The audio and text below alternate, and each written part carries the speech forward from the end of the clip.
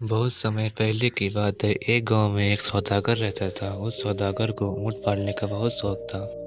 तो एक दिन जब वह सौदागर बाजार में ऊँट खरीदने के लिए जाता है तो उसे वहां एक पर अच्छी नस्ल का ऊँट दिखाई देता है।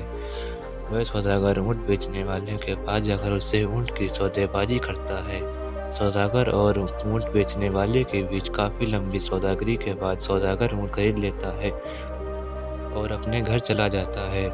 घर पहुंचने के बाद सौदागर ने अपने नौकर से ऊँट को बांधने और खाना डालने को कहा। तभी नौकर को ऊँट से सीट के नीचे एक छोटी मखमल की थैली दिखाई दी।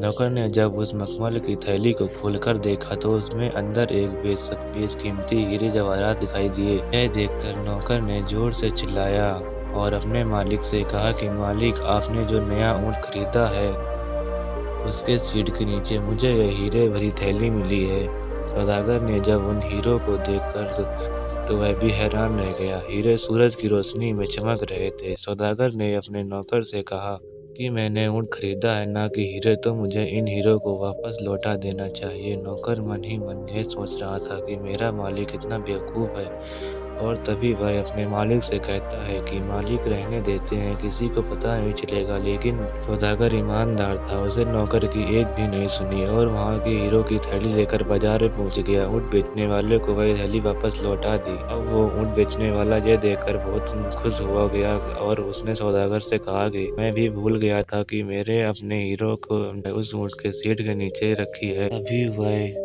ऊँट बेचने वाले ने कहा, तुम इनाम के तौर पर इन हीरो में से कोई भी एक हीरा चुन लीजिए। लेकिन सौदागर ने इनाम लेने से मना कर दिया। ऊँट बेचने वाले ने फिर से कहा कि आप कोई भी एक हीरा ले लीजिए। आखिर में सौदागर ने ऊँट बेचने वाले से कहा कि असलियत में जब मैं थैली लेकर वापस आ रहा था तभी मैंने 2 कीमती हीरे निकाल लिए थे। तो यह बात सुनकर ऊँट बेचने वाले भड़क गया, हीरे गिनने लगा और वह पूरे हीरे गिनने के बाद बोला, में तो सारे हीरे हैं, तो फिर तुमने वह 2 हीरे कौन से लिए अपने पास रख लिए हैं? सौदागर ने कहा कि उन 2 हीरों के नाम है मेरी ईमानदारी और खुददारी। इस कहानी से हमें यह सीख मिलती है कि जिस इंसान के पास यह 2 हीरे हैं, ईमानदारी और खुददारी, वह दुनिया का सबसे बड़ा अमीर इंसान है।